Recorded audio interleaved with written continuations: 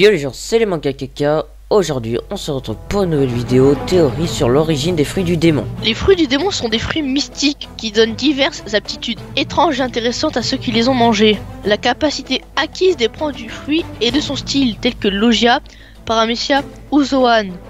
Le principal défaut des fruits du démon est qu'ils sont maudits par les mers et les océans.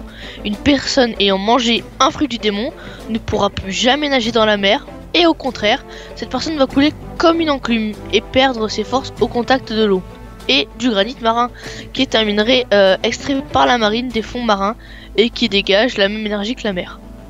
Lorsqu'un utilisateur du fruit du démon meurt, son fruit revient en circulation dans le monde, ce qui a été prouvé avec le Meramera no Mi Days que Sabo possède maintenant. Les fruits du démon peuvent, dans de rares occasions, devenir des fruits éveillés, et les raisons de l'éveil sont encore inconnues, mais les effets dépendent du type du fruit. Les pouvoirs conférés par un éveil sont plus puissants et de nouvelles capacités apparaissent. C'est bien beau d'avoir des fruits du démon qui donnent des pouvoirs extraordinaires, mais d'où viennent-ils? Nous allons essayer de trouver ça dans cette vidéo, c'est parti. Donc la première hypothèse, c'est que dans fruit du démon, il y a deux parties, donc fruit et démon. Donc d'après cette première hypothèse, un fruit du démon serait un fruit totalement normal, qui serait mélangé avec une âme de démon. Et le mélange de cette âme de démon et de ce fruit normal ferait un fruit du démon. Comme vous le savez sûrement, dès que le possesseur de fruit du démon meurt, son fruit retourne en circulation, comme dit précédemment avec le cas d'Ace.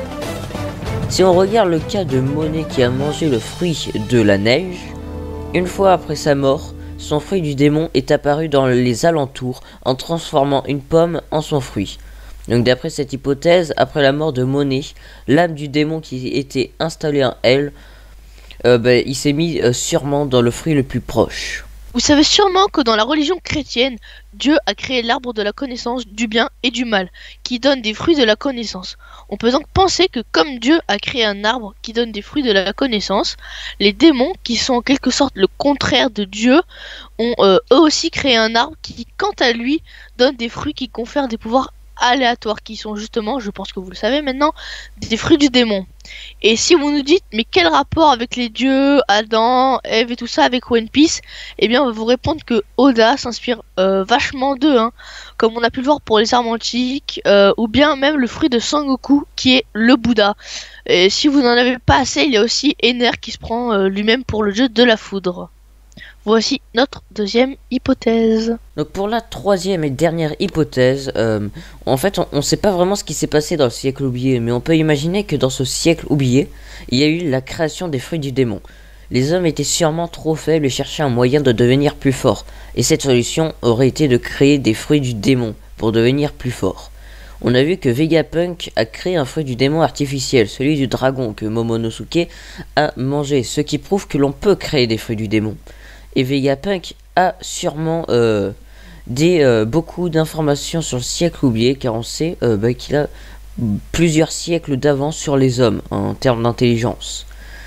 Et en plus, je sais pas si vous avez remarqué, mais Vegapunk, il a beaucoup trop de rapports avec les fruits du démon pour que ce soit anodin.